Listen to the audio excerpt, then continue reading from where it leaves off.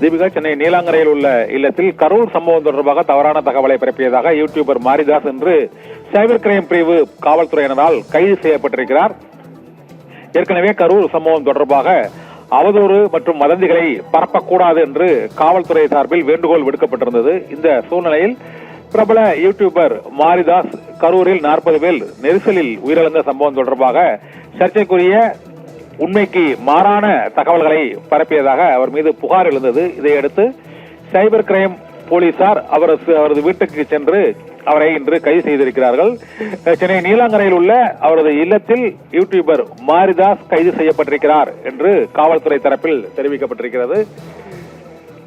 கரூர் நெரிசல் சம்பவம் தொடர்பாக சமூக வலைதளங்களில் உண்மைக்கு மாறான தகவல்களை தெரிவிக்க கூடாது என்றும், அவ்வாறு வதந்திகளை பரப்பினால், தவறான செய்திகளை தெரிவித்தால் அவர்கள் மீது சட்டப்படி நடவடிக்கை எடுக்கப்படும் என ஏற்கனவே காவல்துறை தரப்பிலும் அரசு தரப்பிலும் எச்சரிக்கை விடுக்கப்பட்டிருந்தது.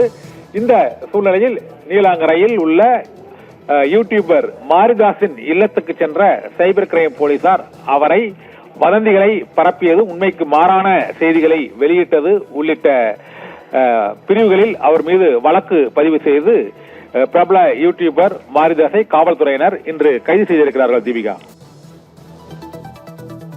தங்களுடைய தகவல்களுக்கு நன்றி கண்ணன்.